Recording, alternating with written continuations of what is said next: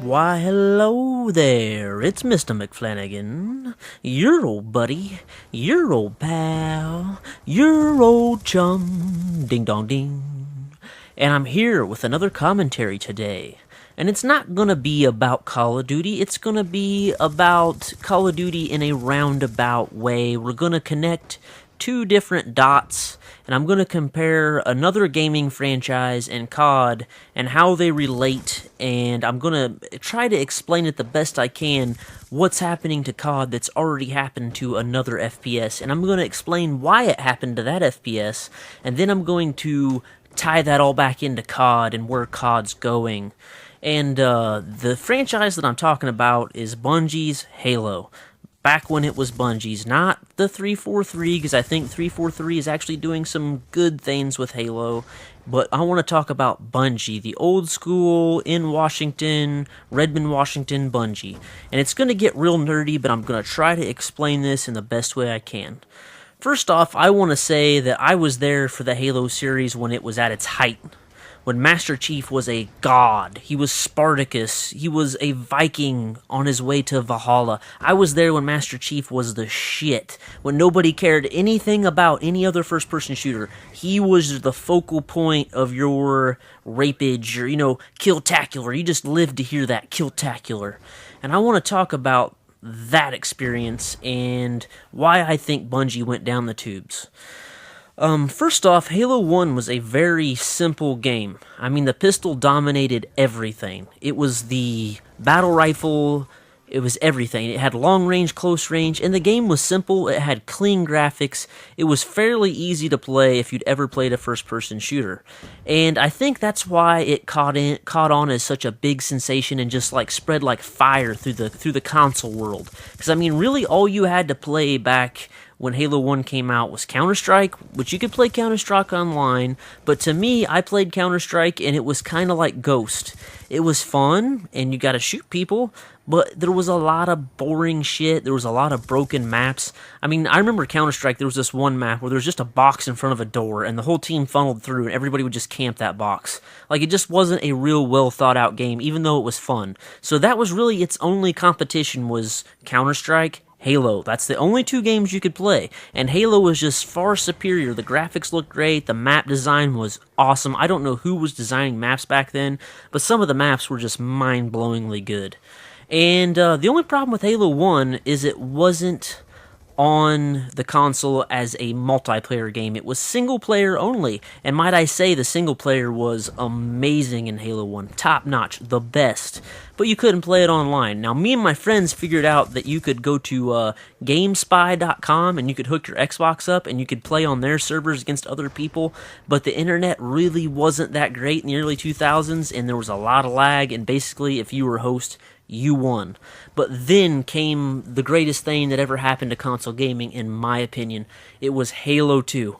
Halo 2 came out and it revolutionized everything. I mean, everything.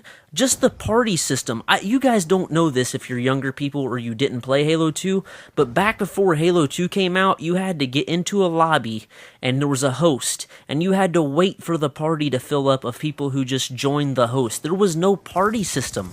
It took so long to play multiplayer games. It was horrible. Bungie actually made the party system. The party system that Call of Duty uses, it first appeared in Halo 2. It was revolutionary. You could play non-stop, not interrupted, just go from game to game. It was magical. And Halo 2 was just another game. Every map was good. There was very few bad maps. They threw in some of the classic maps from Halo 1. They had all the great game types, and the mechanics and everything it was just polished. The game was super polished. And I just loved the whole Halo 2 experience. It was like you went from Halo 1 that was great to better, and then came Halo 3. And for me, Halo 3 got weird.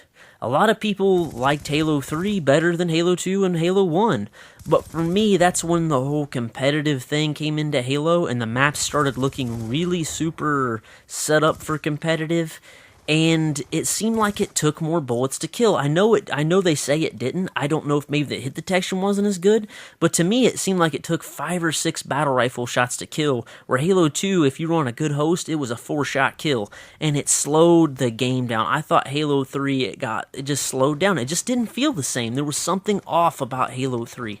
That's just my opinion. Now, hardcore Halo fans love 3. I just didn't feel it. I didn't think it had as many epic maps. I feel like it didn't have just the polished beauty of Halo 2. I even think the graphics looked a little better in Halo 2. They probably weren't, but to me, just some reason the maps look clean and beautiful. But then, I mean, Halo 3 was still a big success, so let's not act like it wasn't. It was a huge success. Then comes Reach. And I know there's people out there that like Reach. I know that Reach sold well. I know that it wasn't a failure on the books, but concurrent players, it was horrible. Which concurrent players means people that actually buy the game and then play it and continue to play it, not just buy the game and then throw it in their stack and never play it. Which that's what I did. I played Halo Reach for maybe 2 weeks, and I was just like, this sucks. I don't like it. I remember I hated Halo Reach so bad, and I was the biggest fanboy of Halo. Like, you don't understand. I had a statue of Master Chief. Anybody who told me that their game was better than Halo, I was that guy. I was like, Halo's the shit. I love Halo.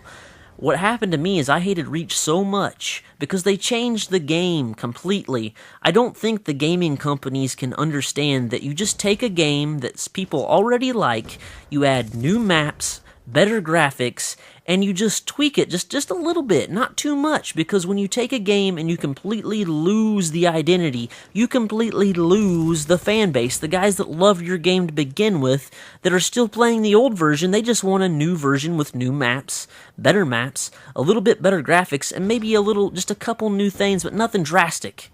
And I think that's where it ties to COD. Halo derailed on Reach. For me, they just derailed, went off the tracks, exploded, boom, exploded. That was Reach, right? That was Reach. And I feel like with Ghost and Advanced Warfare, that's where you're gonna see that derail explosion. I mean, I might be wrong, but to me, it just seems like they're heading down that too much new shit in the game instead of just taking what they already got and making something that's just a little bit better, a little better graphics. I mean, it is repetitive, whatever, but that's what I want. I just want a good, solid COD game. If you guys want me to continue this subject, because I could talk about this for like 15, 20 minutes. I could go into why Halo went south. I could tell you everything, every reason, but you may not like that. But that's just my quick view of how they derailed on the franchise, and where COD's going. And I'm hoping that one of these companies can bring it back. But I hope you enjoyed the commentary. I'm Mr. McFlanagan. I'll see you later.